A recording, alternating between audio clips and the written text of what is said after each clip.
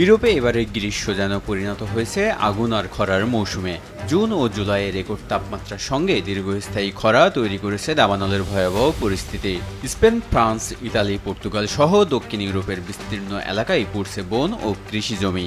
আর প্রকৃতির এই বিপর্যয়ের সরাসরি প্রভাব পড়ছে ইউরোপের অর্থনীতিতে। চলতি বছর ইউরোপ জুড়ে ইতোমধ্যে প্রায় 5,43,000 হেক্টর এলাকা দাবানলে পুড়েছে। শনাক্ত হয়েছে প্রায় 1,600টি আগুনের ঘটনা। স্পেনেই পুড়েছে প্রায় 2 লাখ হেক্টর জমি। যুক্তরাজ্যেও নিউ ফরেস্ট সহ বিভিন্ন এলাকায় দাবানল ছড়িয়ে পড়েছে। দীর্ঘমেয়াদী লোকসানের গড়ের তুলনায় এবারের ক্ষয়ক্ষতি অনেক বেশি। তাপপ্রবাহের প্রভাব শুধু বনাঞ্চলেই সীমাবদ্ধ নেই, আঘাত এসেছে ইউরোপের পরিবহন ব্যবস্থাতেও।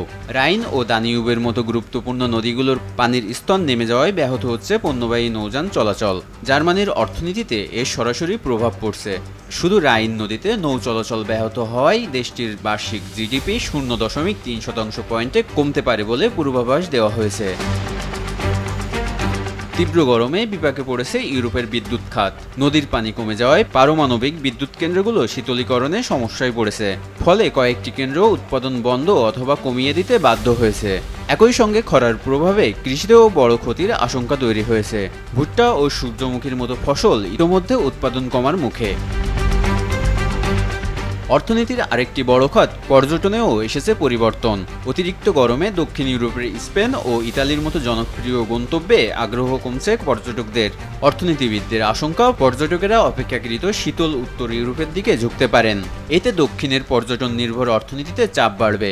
একই সঙ্গে খরচ বাড়বে খাদ্য ও জীবনযাত্রায়। তাপপ্রবাহের সবচেয়ে ভয়াবহ প্রভাব পড়েছে জনস্বাস্থ্যে। শুধু জার্মানিতেই তীব্র গরমে 10,000-এর বেশি মানুষের মৃত্যুর আশঙ্কা করা হচ্ছে। বিশেষজ্ঞরা বলছেন, তাপপ্রবাহ, খরা ও দাবানল একই সময়ে একই অঞ্চলে আঘাত হানায় ক্ষয়ক্ষতির মাত্রা অনেক বেড়েছে।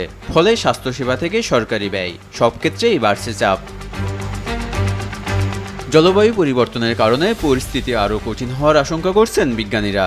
অর্থনীতিবিদদের হিসাবে শুধু জুনের 2 সপ্তাহের তাপপ্রবাহেই ইউরোপের জিডিপি 0.3 পয়েন্টে কমতে পারে। আর জলবায়ু পরিবর্তনের দীর্ঘমেয়াদী প্রভাবে 2030 সালের মধ্যে স্পেন, ফ্রান্স ও ইতালির মতো ঝুঁকিপূর্ণ অর্থনীতির প্রবৃদ্ধি 5 থেকে 7% পর্যন্ত কমে যেতে পারে। আগুনে পুড়ছে বন, শুকিয়ে যাচ্ছে নদী, কমছে ফসল, আর প্রতিটি ধাক্কা সামলাতে হিমশিম খাচ্ছে ইউরোপের অর্থনীতি।